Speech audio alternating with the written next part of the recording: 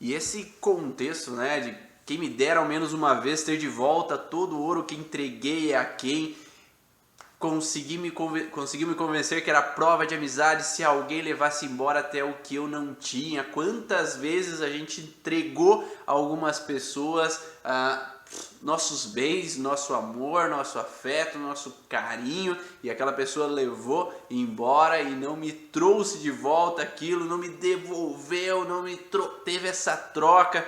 E ontem na live com o Gustavo nós falamos bastante desse contexto de deixar ir aquilo que passou, deixar ir aquela frustração. Se eu dei o amor, se eu dei o carinho, eu dei, pessoal, eu dei o amor, eu dei o afeto, não estou pedindo nada em troca. Se eu sou um pai ou se eu sou uma mãe, eu entrego o meu afeto a meus filhos, eu entrego o meu carinho aos meus filhos, mas não em troca de nada, é uma doação. E o doar, se eu peço de volta, eu estou vendendo o meu amor, eu estou vendendo o meu carinho, eu estou vendendo o meu afeto. E muitos pacientes ficam sempre em busca, né? Não sei se vocês veem isso na clínica, mas ficam em busca, porque é ingrato, eu dei tudo para ele e agora ele não me retribui. Mas se eu dei, né? Dar não é tomar de volta. E a gente vê às vezes conflitos, né, no contexto do mundo das leis biológicas, no sentido de que às vezes a pessoa ela dá um videogame, por exemplo, para o seu filho, e aí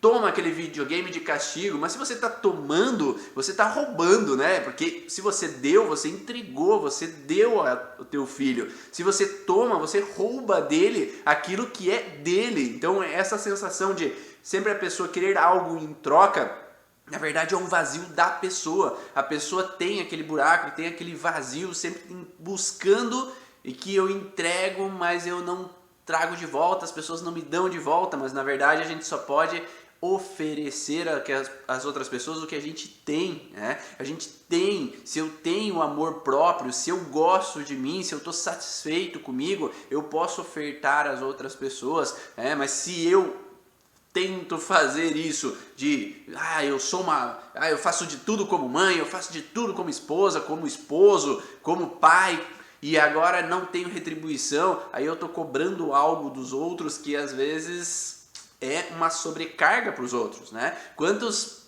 esposos ou esposas, filhos, se sentem sobrecarregados e responsabilizados em fazer o bem para os seus pais ou fazer o bem para o seu parceiro ou sua parceira, que faz com que eu quero que a outra pessoa seja feliz, eu tenho uma responsabilidade em fazer a outra pessoa feliz, e às vezes a responsabilidade nunca deveria ser daquela pessoa. Cada um é responsável pela sua própria vida, cada um é responsável pela sua própria felicidade. Mas se aquela pessoa não encontra a sua felicidade, não depende do parceiro, da parceira, dos filhos dar amor, dar felicidade para essa pessoa. E aí cabe a nós esse papel da live de hoje, que é de ressignificar. Hoje nós vamos falar do contexto de por que é interessante ressignificar, porque a gente passou por todo o passo a passo da trajetória do terapeuta da origem durante essas 2 semanas. Hoje é a live 9 dessas 2 semanas de live sobre o passo a passo do terapeuta da origem. Passamos já por avaliação, já passamos pelo contexto de entendimento do conflito, passamos no entendimento dos sintomas de fase de estresse, fase pós-estresse, as perguntas coerentes que devem ser feitas ao paciente, por que é importante o paciente reconhecer o sintoma dele, e a partir do momento que ele reconheceu o sintoma dele, agora ele pode dar o passo para seguir e poder buscar então, ou tirar aquele peso das costas dele, tudo aquilo que trouxe um bloqueio para ele. Quem me dera ao menos uma vez explicar o que ninguém consegue entender, e aí a gente passa nesse contexto de tentar sempre buscar fazer com que o paciente compreenda o que ele precisa entender, o que aconteceu ainda está por vir, aquilo que aconteceu já foi, eu não preciso carregar aquilo que passou, toda aquela dor, toda aquela frustração. E a princípio essa música, Índios, ele foi direcionado a esse contexto do branco chegando ao índio e ofertando coisas a eles e tomando tudo do índio, né? E quantos de nós passamos por essa situação, não conseguimos compreender o que se passa, parece que estão tomando de nós a nossa liberdade, o nosso entendimento, e aqui a gente faz uma grande tribo, né? Tem a tribo indígena lá, que é aquela tribo que queria se defender do homem branco, que vem tomar deles as informações, tomar deles, ou impor para eles o que o homem branco achava como o ideal. Aqui a gente faz uma grande tribo da comunidade Origens, com um grande ambiente de troca de informações que ninguém pode nos tirar. Tirar essas informações ninguém tira, tudo está dentro de nós, tudo é captado, tudo é recebido. Podem sumir arquivos, pode sumir vídeos, pode sumir tudo que for, podem criticar às vezes, não gostarem do que a gente fala, e aí nada difere o que está aqui, nada é tirado do que está aqui. Então nós podemos sentir isso como verdade. Não sei se quem está aí, quem estuda as leis biológicas, estuda a origem emocional do sintoma, hoje você consegue tirar isso de você, tu consegue não viver da origem emocional dos sintomas, não viver do entendimento desse contexto para a tua vida. Eu hoje não consigo separar, eu não consigo me dissociar dessa informação e acreditar em outras informações como verdades. Essa tribo, essa comunidade só me faz crescer ainda mais, só me faz entender como visceral essa informação como verdadeira, né? E quando é verdadeira dentro de mim, eu consigo e só posso viver nessa informação, né? Quando é recebido, encaixado, a gente não consegue mais tirar dentro da gente, né? Então a Cláudia ali que sempre fala para mim, eu não consigo separar mais essas informações, eu não consigo ver outras coisas como verdades, né? Então essas informações são realmente algo que é encaixada e é como se fosse o Tetris, né? Encaixa tão direitinho nas informações na nossa cabeça que a gente não consegue desdizer. Quando tem um sintoma, quando tem uma patologia, a gente só consegue pensar que o que veio, por que isso tá aqui, o que isso quer me dizer, o que eu não olhei, ou o que eu relaxei, o que eu posso ter vivido. E quando a gente começa nesse pensamento, nessa filosofia interna, a gente começa a mudar a forma de lidar com a dor, lidar com o sofrimento, lidar com a insegurança, com os medos, com as preocupações, porque sempre a gente sabe que tem algo por trás daquilo. O problema é quando a gente fica no não entendido, e esse não entendido faz com que a gente sofra por antecipação e fica sob uma tensão de preocupação com relação ao que está acontecendo, né? Então esse mundo já é minha vida e a sensação é que sempre foi assim, não lembro mais da minha vida antes. Mesmo não sendo profissional, é algo que eu uso para a vida. E a Fer parece que já fazia parte de mim e eu só pude ver há pouco tempo. O tempo todo refletindo. Que bom, Juliana. Então, qual é essa sensação de atalho que nós vamos encontrar hoje? A live sobre o atalho da ressignificação é o entendimento de que nem todo paciente consegue ressignificar sozinho, nem todo paciente consegue transmutar a informação de uma forma sozinho. Isso foi uma live do Rodrigo aí, Rabelo, uma live não, né, Rodrigo? Foi uma palestra na Leis Biológicas Experience sobre como ressignificar. E será que conseguimos ressignificar somente usando as informações das leis biológicas? Não foi isso, Rodrigo? Então, essa foi uma das palestras dele dentro do evento, e hoje eu vou falar um pouco sobre essa necessidade, muitas vezes, de ressignificar. Mas, muitas vezes, esse atalho se torna um obstáculo. Esses obstáculos que fazem com que eu não consiga chegar ao X da questão. O porquê eu não consigo detalhar essa informação, por que eu não consigo tirar esse paciente dessa alteração. Como eu já falei em lives anteriores, o contexto vinculado a modificação e sair do sintoma, ele depende de várias vertentes. Por exemplo, se eu atendo com relação eu atendo um profissional da área da saúde, eu atendo alguém que já entende da origem emocional dos sintomas, é uma coisa. E por que é uma coisa? Porque eles já têm uma informação, eles já sabem que é necessário ressignificar, eles já têm o conhecimento. Se eu atendo uma psicóloga, ela já sabe que ela tem que ressignificar aquilo que passou. Se eu atendo um terapeuta, ele já sabe que ele precisa olhar com outros olhos com relação àquilo que já aconteceu. Agora, se eu atendo um paciente leigo que não sabe ressignificar, eu vou só dar informações ao vento. Eu vou dar só informações para ele, da boca para fora, ele e não sabe o que fazer, ele não tem recursos para utilizar para sair daquele processo. Então nós precisamos dar recursos para ele. Por quê?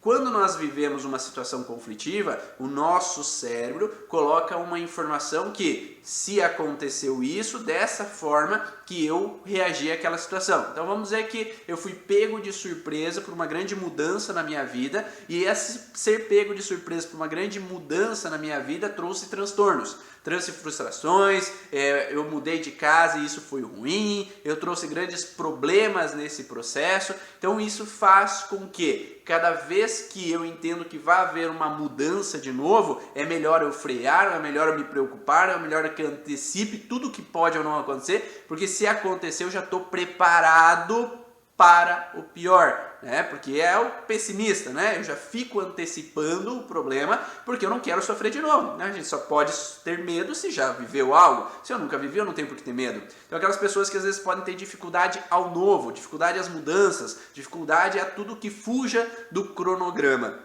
Enquanto eu tenho esse recurso, o meu recurso que o cérebro colocou foi: se houver mudanças, haja assim. Haja preocupado, haja inseguro, haja freando, sendo resistente às novas mudanças, porque um perigo vai acontecer. Então, se eu tenho somente esse recurso instalado dentro do meu cérebro, cada vez que acontecer algo de novo nesse sentido, qual recurso eu vou usar? O recurso de novo de não lidar bem com mudanças. Eu vou frear, eu vou ter insegurança, vou ter preocupações, né? Então, o que eu vou fazer sempre? Usar esse recurso. Então, o que compete ao terapeuta? É mostrar para o paciente que há outras possibilidades, há outras formas de ver a situação. E às vezes o terapeuta não vai ser aquele que vai mostrar qual é a nova possibilidade, mas é fazer o paciente pensar que há outras possibilidades, fazer o paciente pensar que existem outras opções.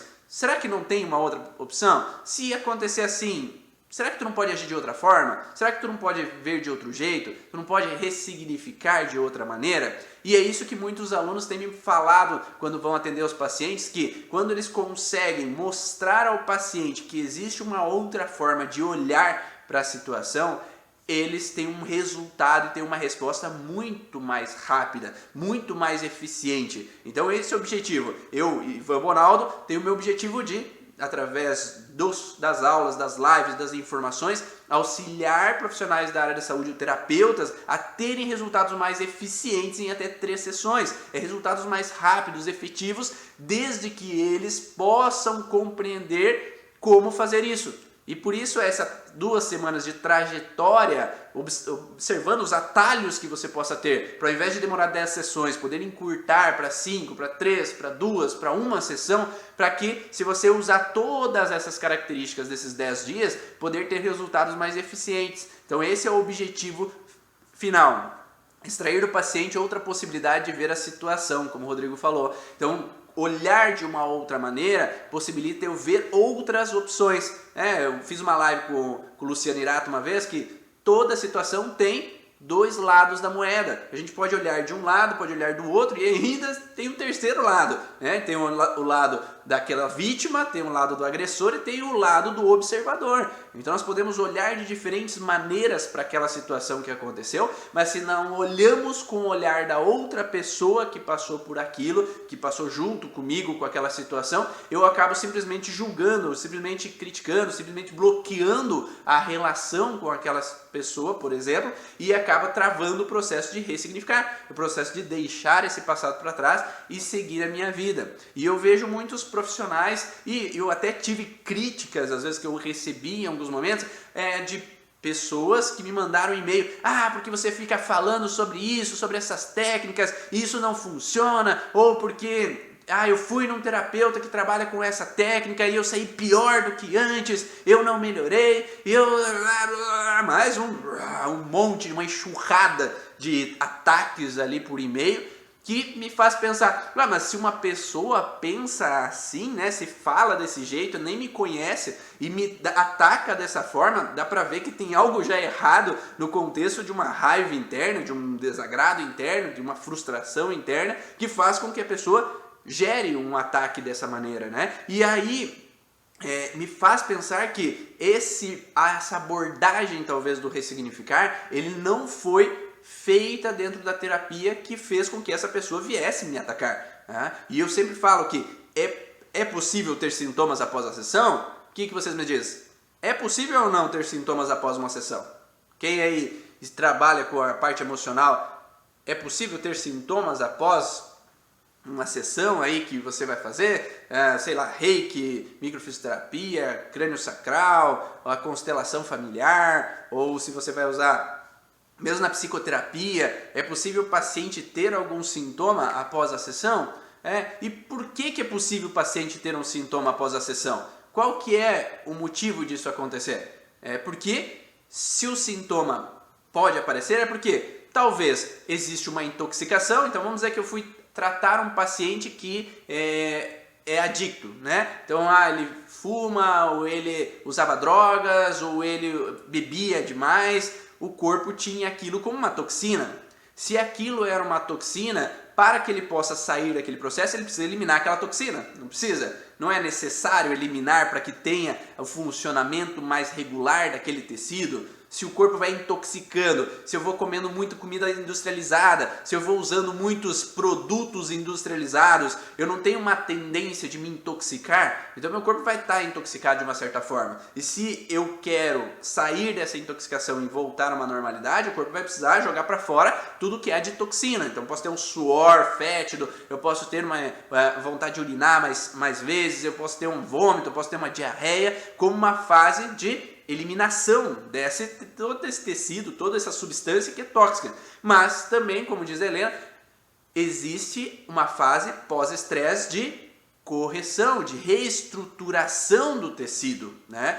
Ontem meu cliente disse que ao fazer xixi estava ardendo o canal urinário e muita sede. Se foi 1, 2, 3 dias depois da sessão, ok, né? Porque a gente sabe que o corpo precisa se reestruturar. Se nós passamos por muito tempo em fase de estresse, logo quando eu saio da fase de estresse, eu tenho uma necessidade de inflamação, de infecção, de ardência, coceira, um espirro, tosse. Eu posso ter alguns sintomas de fase de reestruturação daquele tecido.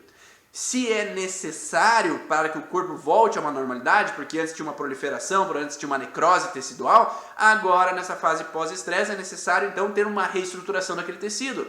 Não é assim quando a gente vai para academia? A gente vai para academia, a malha quebra fibras musculares puxando peso e aí no outro dia tem uma inflamação. Ele inflama porque ele quer reestruturar aquele tecido. Então não é na hora que eu estou puxando peso que eu vou ter dor, mas é quando eu relaxo, quando eu saio daquele estresse, do peso que eu carreguei, que o meu tecido vai inflamar para reestruturar. Então por isso que a fase pós-estresse, hiperparasimpático tônica, é uma fase de sintoma. É possível? Sim, é possível. Só que eu sempre falei para vocês nas lives anteriores que cuidado com qual é o sintoma. Se o paciente volta, depois da sessão, começa a ter ouvido trancado, se ele começa a ter alterações com relação à pressão alta, ele começa a ter alterações com diabetes, ele começa a ter alterações com relação à azia, ele começa a ter insônia, dificuldade em pegar no sono, ponto de interrogação na cabeça, porque daí não faz sentido, não é um sintoma pós-estresse. Tu tem que olhar o paciente de novo, porque não faz sentido esse sintoma ele ter depois da sessão. Né? Alguma coisa de errado aconteceu. E aí, quando um paciente vem e me fala, me manda e-mail, fala, eu senti dores por dias, aí eu fico um pé atrás. Porque todo meu paciente que tem dor há mais do que 3 dias, 5 dias, eu chamo ele de volta. Porque tem algo a mais acontecendo. E sempre que eu chamo, eu vejo uma outra situação que aconteceu, modifico e ele melhora. Então, é preciso entender o que é pós-estresse. Só que às vezes se conotou agora que, não, ter qualquer sintoma é pós-estresse, não, é normal. Não, nem todo sintoma é normal ter depois. Por isso que dentro do curso Origens a gente fala sobre o passo a passo, quais são os sintomas de estresse, quais são os sintomas de pós-estresse, para que você saiba qual o sintoma que faz sentido ou não. Né? Então, se eu trabalhei sobre esse órgão, ok. Eu trabalhei sobre um órgão relacionado ao intestino e é possível ter uma diarreia depois da sessão. Só que se eu não mexi no intestino, como é que vai ter diarreia? Se eu não mexi num conflito motor, como é que vai ter uma crise de cãibra, uma crise epilética depois da sessão. Não faz sentido. Então eu preciso ter coerência para o paciente e ele saiba o que pode ou não acontecer depois da sessão. Tá? Então é possível? Sim. Só que qual é o problema? Se você não usa o ressignificar dentro da sessão e o paciente não tem a menor ideia do que seja isso, você só vai estar falando com ele sobre o que pode ter acontecido.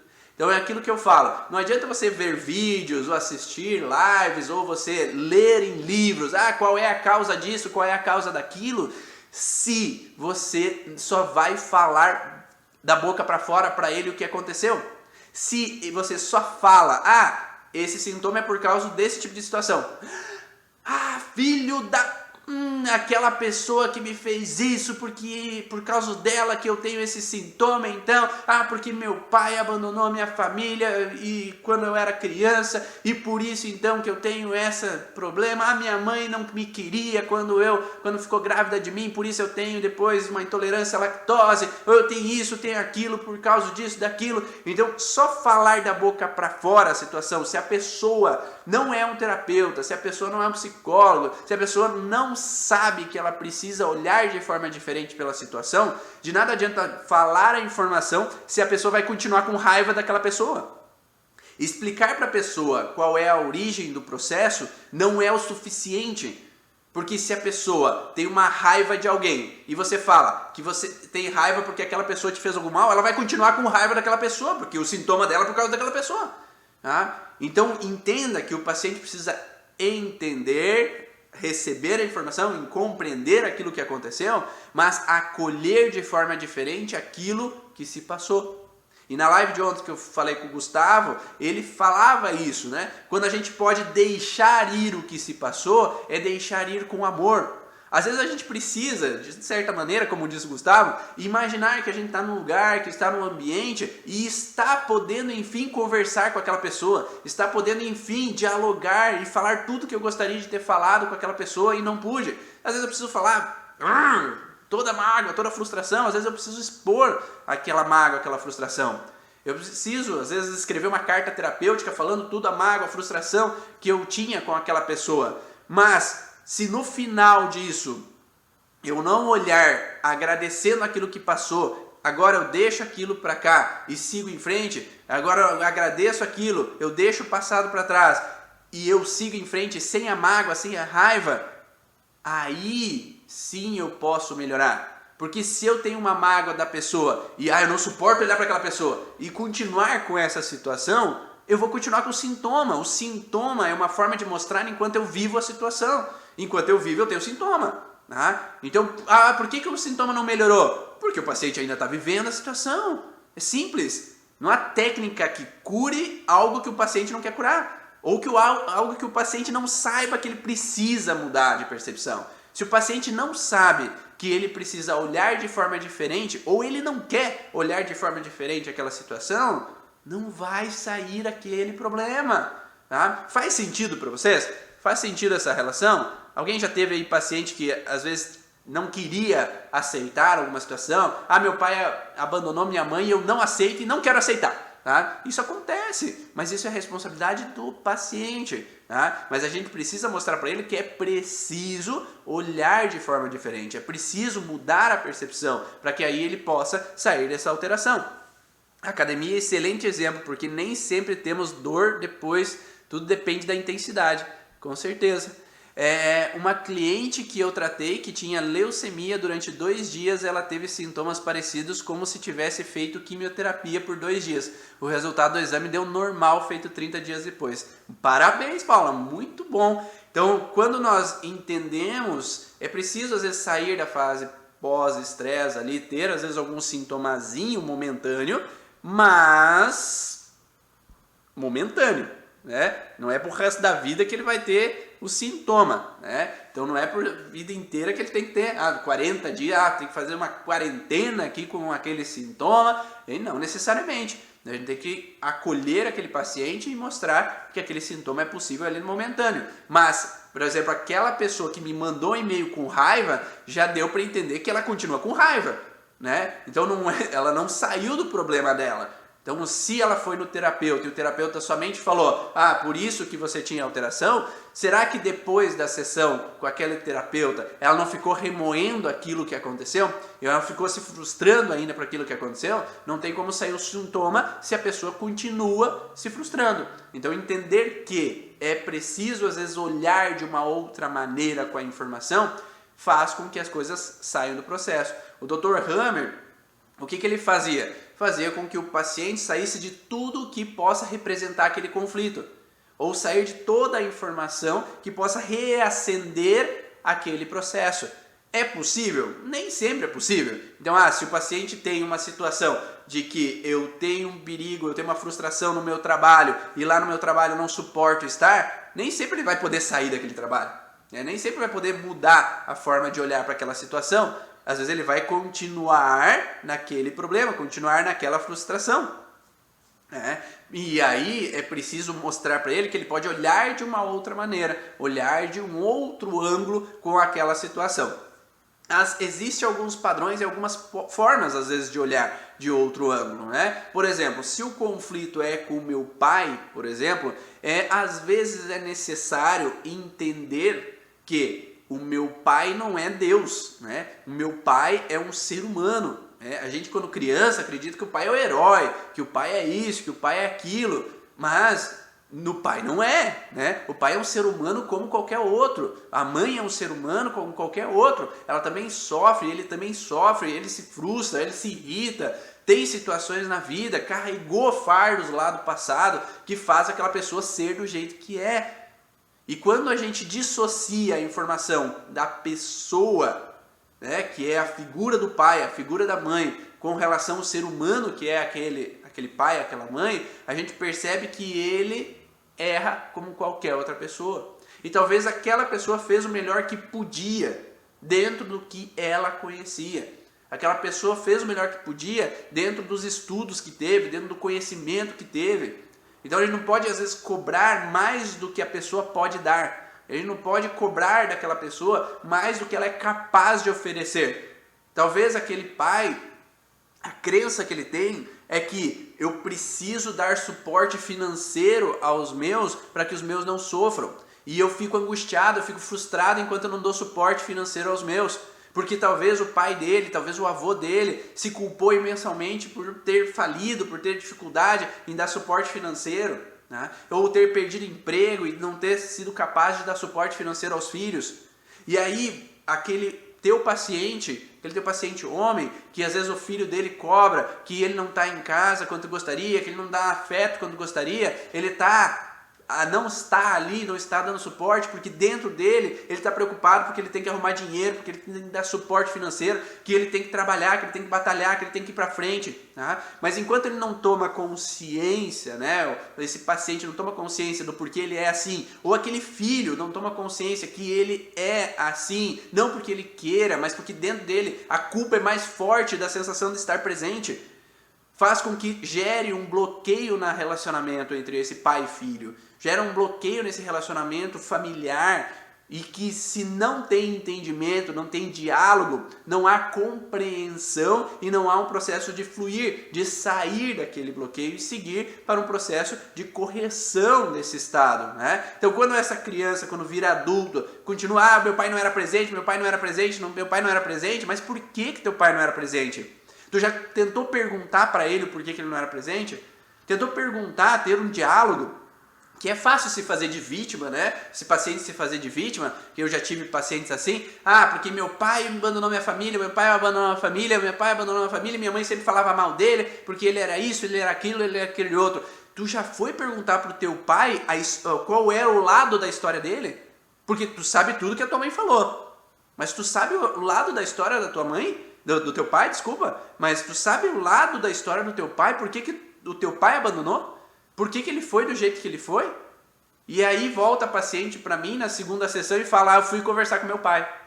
E ele falou que minha mãe não deixava ele me ver. Que a minha mãe saiu de casa porque minha mãe não suportava ele, por mais que ele queria ficar, por mais que ele amava minha mãe, mas ele foi obrigado a sair e a minha mãe não permitia com que ele me visse, minha avó não permitia com que ele me visse.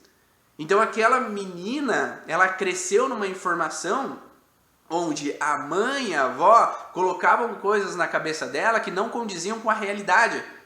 E aí quando a gente olha para o processo com apenas um olhar de um lado da história, a gente não sabe a história inteira. E aí fica criando caraminholas na cabeça, deduzindo possibilidades em cima do que me falaram, ao invés de realmente querer saber. E é possível aquele pai às vezes ter abandonado e não ter facilidade mesmo em ter uma junção de relacionamento? Sim, é possível. Mas talvez ele também viveu coisas na história dele, talvez ele traga histórias também que fazem com que ele bloqueie o vínculo pai e filhos. E essa quebra de vínculos, enquanto eu permaneço na raiva da quebra de vínculos, o que eu atraio para a minha vida? A mesma quebra de vínculos. Então, enquanto eu aceito, obrigado pelo que me proporcionou, porque antes de mais nada você me deu a vida. Obrigado por tudo, mas hoje eu posso seguir do meu jeito. Hoje eu posso seguir sem essa raiva, sem esse incômodo, sem essa frustração. Às vezes vai ser necessário, sim, fazer uma carta terapêutica, às vezes é como se eu quisesse falar, ou se eu imagino a outra pessoa para falar tudo, porque às vezes o perdão não necessariamente é verdadeiro, né? Porque existe a metodologia de fazer um Ho'oponopono, uma oração do perdão, para que eu possa deixar o passado para trás. Mas às vezes fazer o Ho'oponopono ou sem com que a raiva esteja verdadeiramente eliminada dentro de mim, enquanto eu não pude compartilhar, às vezes não é por completo. Então finalizar com o Ho'oponopono, ok. Finalizar com uma oração do perdão, ok. Mas dentro de que eu pude expressar, né? Então o Gustavo falou ontem, né? Imagine a pessoa na tua frente e fale tudo o que você gostaria de falar. Fale tudo o que você gostaria de expressar para aquela pessoa. E depois agradeça por tudo o que ela proporcionou às vezes, porque talvez não foram só coisas ruins. Talvez a maior presente que um pai e uma mãe pode dar é a vida, né? Então eles tiveram relação sexual e te deram a vida, tá? Independente da forma com que foi, tá? Eles te deram a vida. E aí se foi embora, se afastou, se isso, se aquilo, aí foi depois. Mas eles já te deram o presente. Agora você faz o que você vê como melhor que o teu presente. Se você quer viver na raiva, esse presente teu vai ser baseado na raiva. Esse presente teu vai ser baseado na frustração. Agora, se você quer acolher um presente, e como diz o Luciano Hirata, viver o presente como um presente, e viver a vida, aproveitar a vida, aí é tua escolha, é viver plenamente. Né? E as pessoas falam, para viver plenamente precisa de dinheiro, precisa disso, precisa daquilo. Será? Olha só o que minha filha mais velha me ensina, de 6 anos de idade. Pai, vamos lá ver o pôr do sol. A felicidade dela, eu quero ver o pôr do sol. Vamos lá ficar junto vendo o pôr do sol. E ontem, estava um céu lindo, a gente apagou todas as luzes de casa e ficou olhando para as estrelas. Eu fiquei olhando, mostrando para ela onde é que era o Cruzeiro do Sul, a constelação do Cruzeiro do Sul, onde que estavam as Três Marias. E ela ficava fascinada, iluminava os olhos dela, ela brilhava, gargalhava, porque estava gostando de ver aquilo. A gente não precisa de grandes coisas para viver feliz, para ser feliz e curtir o momento. Mas a gente pode viver com pequenos detalhes. Faz sentido para vocês? Vocês aproveitam esses pequenos detalhes? A visão de filho precisa ser colocada, precisa desvincular da visão de mãe. Sim, quando o filho ele entra no contexto de olhar para a mãe e para o pai com um olhar de criança, porque a frustração que eu tive foi com 2 anos de idade, com 3 anos de idade, e aquela criança se sentiu abandonada, aquela criança se sentiu às vezes não acolhida, aquela criança se sentiu com raiva, com relação ao que o pai ou a mãe falou ou fez. E se a gente continua com o pensamento da criança, a gente continua com a raiva a vida inteira, com uma raiva de criança, uma birra de criança.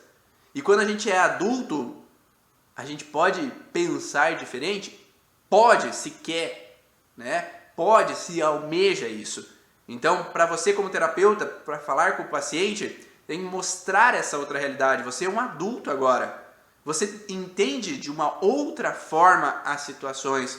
Tu vê um mundo diferente. Será que teu pai tinha essa possibilidade de ver um mundo diferente? Será que ele que trabalhava no interior, às vezes ele tinha tanta informação quanto você tem hoje com internet, com tudo que tem hoje? Será que ele teve a possibilidade de estudar tanto quanto você, que trouxe outros conhecimentos, trouxe uma outra forma de ver as situações do dia a dia? Olhe com os olhos dele. Será que os olhos dele estavam bem claros ou estavam embaçados devido a todas as crenças que ele tinha? Será que o que ele acreditava era que criar filhos era daquela forma, porque talvez foi passado para ele e ele não tinha uma outra possibilidade de ver a forma de que como poderia ser criado os filhos? Não, é olhar com outros olhos e não olhar com os olhos daquele herói meu que virou meu vilão, mas sim com o olhar de hoje de adulto, sem ser mais vítima, de olhar com o olhar de acolhedor e agradecer, acolher e entender que a pessoa fez o melhor que podia dentro das possibilidades dela. É fácil? Não, não é fácil. Nem sempre é fácil. Existem muitas coisas que são extremamente difíceis às vezes de aceitar. Antes que alguém fale, mas isso às vezes é difícil. Sim, é difícil. Nunca falei que seria fácil. Para alguns às vezes é mais fácil, para outros talvez é mais difícil. E aí depende de nós olharmos da melhor forma para auxiliar o paciente e não resolver por ele. Porque nós como terapeutas não resolvemos o problema de quem não quer resolver. Então nós podemos auxiliar o paciente olhar outros recursos que ele possa ter para sair, ou pelo menos amenizar. Se é possível amenizar de alguma forma, vamos trabalhar num recurso para amenizar esse processo. Mas a gente precisa saber que enquanto ele olha com o mesmo olho sobre aquela situação, ele vai entrar no mesmo padrão. Enquanto ele não mudar a lente que ele está olhando, ele vai continuar a ter o mesmo sintoma. Porque aquela lente percebe aquela situação sempre da mesma forma. E se a gente muda um pouco a lente, a gente pode mudar a forma de olhar para aquela situação e então sim ser possível ressignificar. O ressignificar não é um momento, é um exercício diário em determinadas situações, com certeza. Principalmente quando há pessoas que convivem com um processo, convivem com uma situação que é incômoda. É a procura de um olhar neutro para a situação. Exato, Rafa.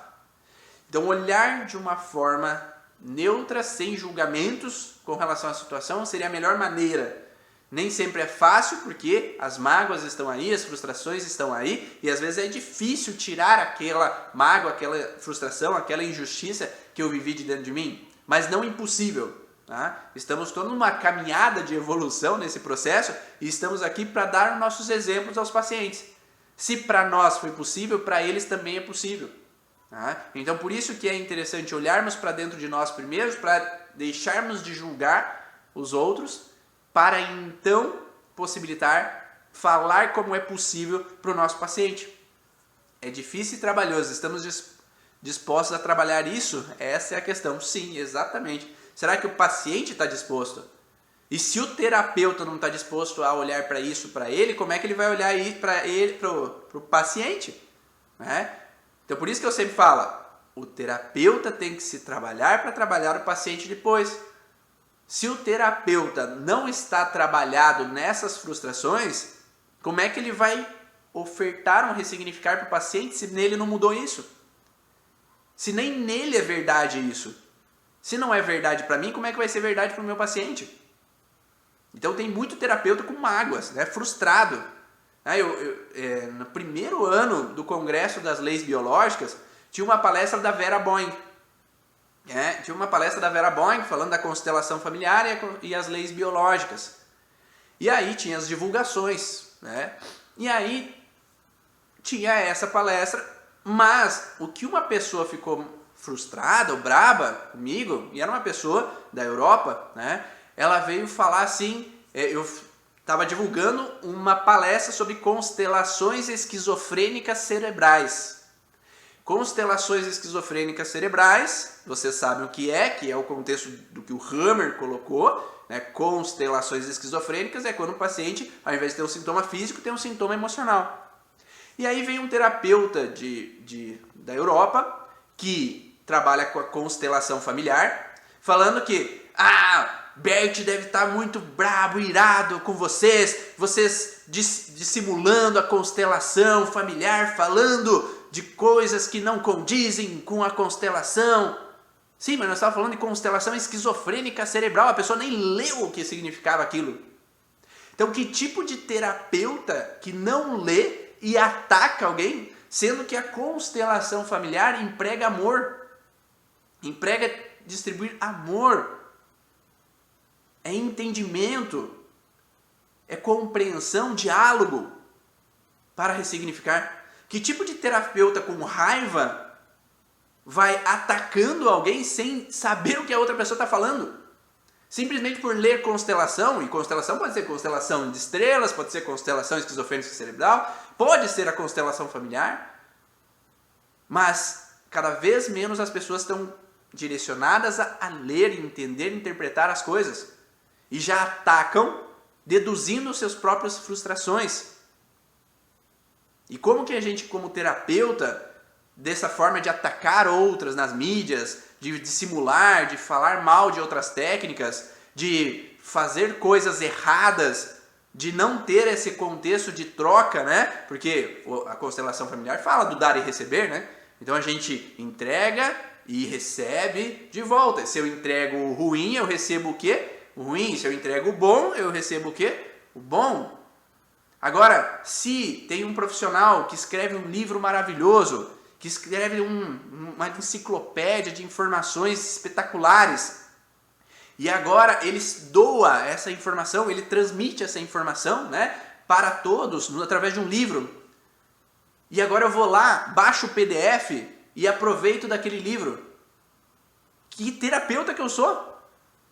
Porque aquele cara gastou um tempo da vida dele estudando, aquele cara gastou um tempo da vida dele escrevendo aquele livro, deixou a família de lado por um tempo para transformar a vida de outras pessoas, para ajudar outras pessoas. E aí esse equilíbrio de dar e receber está totalmente zerado, porque... Zerado não, porque ele deu, né? Mas o terapeuta não deu nada de volta. Né? Não foi lá e comprou aquele livro. Né? Ah não, em honra a você que fez esse livro, dedicou esse tempo para me transmitir informações, agora eu compro o teu livro físico, dentro do que é possível. Claro que existem livros que não existem mais. Tá? Mas se aquela pessoa existe ainda, se aquele livro existe ainda para compra, como é que você vai fazer uma coisa dessa de... Que terapeuta que você é? Será que você entra dentro do padrão do dar e receber de uma forma coerente? Né? Será que você entrega o dar e receber para o teu paciente de uma forma coerente? Tá? Será que dentro da clínica, quando você vai atender um paciente, você consegue dar e receber da maneira coerente? Ou você dá demais? Ou você espera demais dele? Porque nem você não transformou em você, como é que você pode entregar para o paciente? Faz sentido essas informações? É importante olhar e ser coerente contigo. Por isso que desde no começo da aula eu falei, né? Quem me dera ao menos uma vez explicar o que ninguém consegue entender, que aconteceu, ainda está por vir e o futuro não é mais como era antigamente. Quem me dera ao menos uma vez esquecer, acreditar que era por brincadeira que se cortava sempre um pano de chão de linho nobre pura seda, que eu precisasse ter um contexto de que eu precisava receber de alguém e não retribuir, ou que as pessoas me tomem o que é meu, que o homem branco foi lá e tomou do indígena aquilo que era dele. Tomar não é um equilíbrio, né? Tomar não é um equilíbrio entre o dar e receber. E a partir do momento que o terapeuta consegue ter esse equilíbrio de dar e receber, é possível sim evoluir na terapia. Mas ele precisa trocar com ele mesmo, trocar com os ancestrais dele, trocar com os familiares dele, tudo que foi possível de dar e receber, essa troca esteja coerente. Tá? E aí na vida dele utilize dessa troca coerente. Em todos esses ambientes, dentro do que é possível. Tá? Mas que seja dentro dele íntegro. O que ele entende como coerente e real e verdadeiro e ok. E a partir do momento que está coerente comigo, a transformação ela tende a acontecer. Tá? Eu tendo a modificar essa percepção. Eu gosto também de explicar e falar por que aconteceu esse fato de forma espiritualmente energética, sempre para que seja acessível para isso.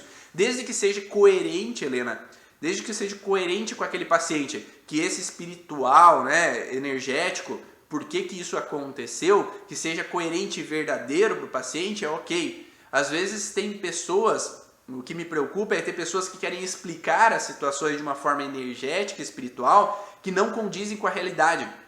São alucinações da cabeça do terapeuta que começam a falar besteiras às vezes, né? Não estou falando que é o teu caso, Helena, tá? Mas às vezes tem coisas que são faladas que mais desorientam o paciente do que orientam.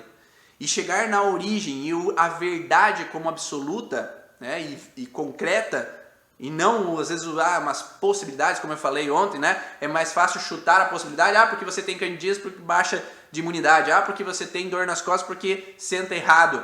Quando não tem coerência, né, eu chutei uma possibilidade, porque é normal o paciente ter isso, é normal aquilo, não é a realidade.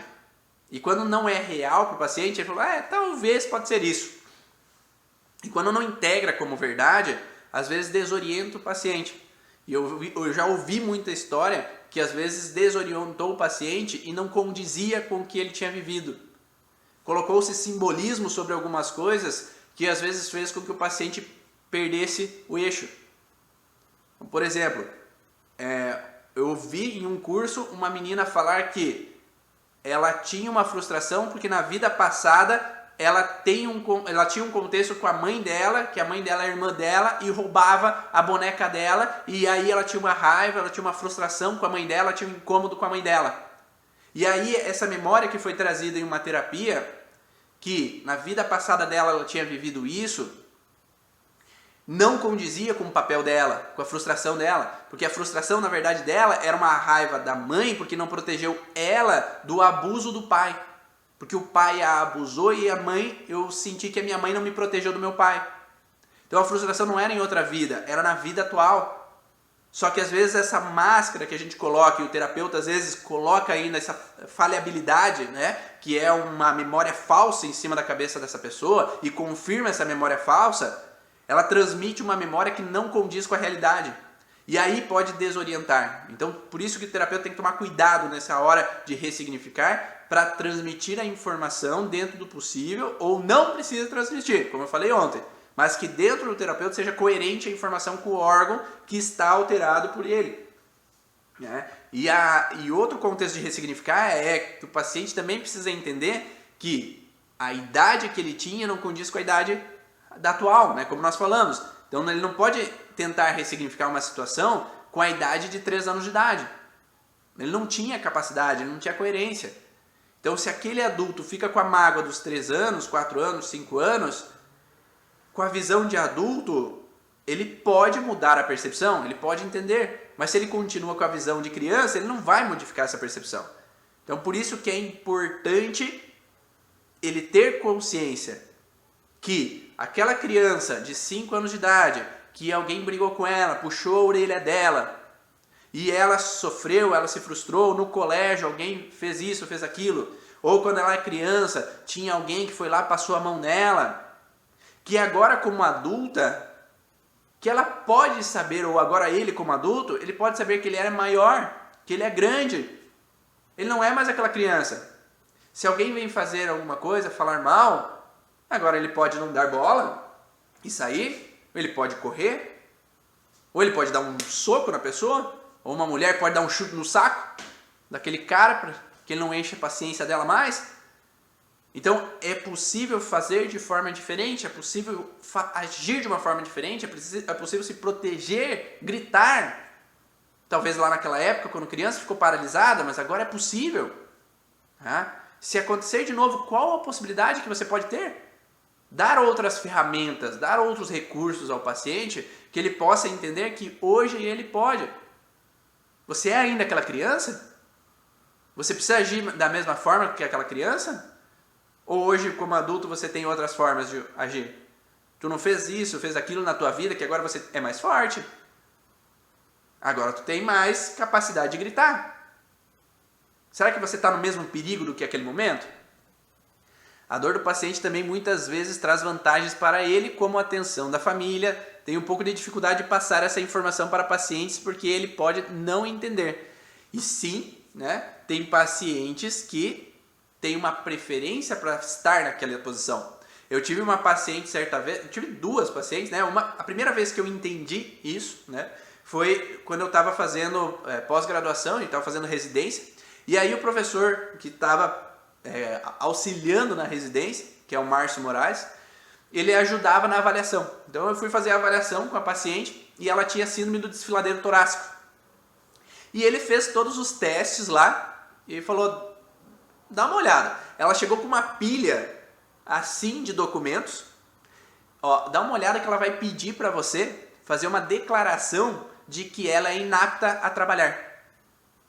Ela chegou com uma pilha de exames de todo quanto é médico falando que ela é inapta a trabalhar, porque ela tinha passado um tempo de call center e esse tempo de call center deu a síndrome do desfiladeiro torácico para ela. E aí o Márcio falou para ela, não, nós não vamos dar uma declaração sem você fazer as sessões, porque a gente sabe que se você fizer 3 sessões você vai melhorar dessa dor. A gente sabe que se você fizer as sessões da forma correta você vai melhorar desse problema. E ela só fez a avaliação e nunca mais voltou. Por quê? Porque um paciente que chega com uma pilha de exames, não que é todo o caso, mas aquela paciente ela não queria voltar a trabalhar. Ela queria ficar em casa, ela queria só uma declaração para que ela pudesse processar a empresa por causa que foi um problema profissional, que ela teve desfiladeiro torácico, e geralmente a gente sabe que não é, né? Mas ela queria ficar aposentada com 27, 28 anos de idade. E aí, quando não é dado aquilo que ela quer, aí ela vai embora e ela não volta mais.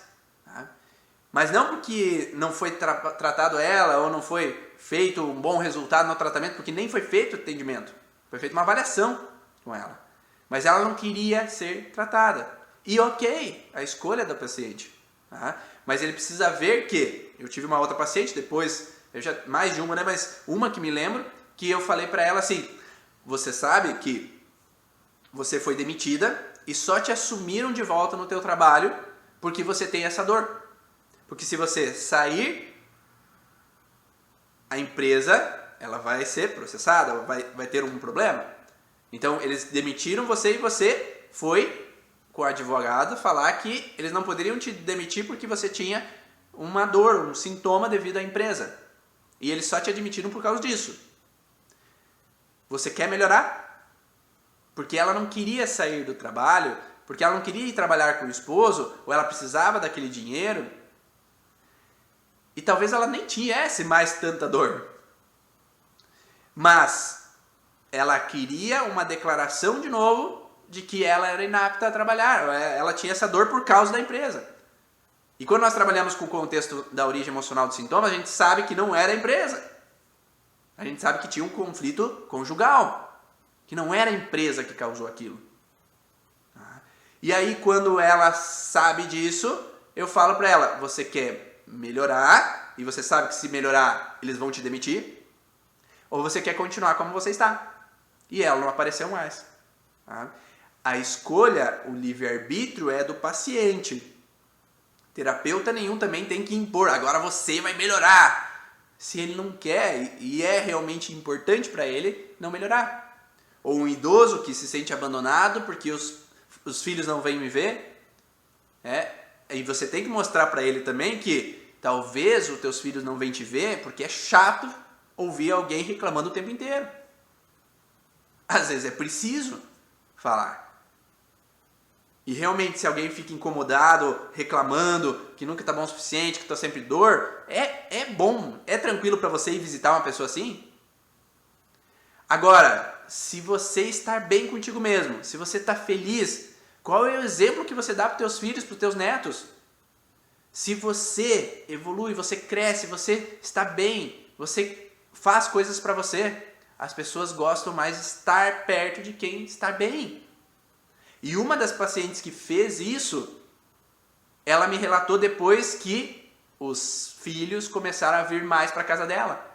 Porque estava bem, estava legal ir para lá, era divertido, era bom.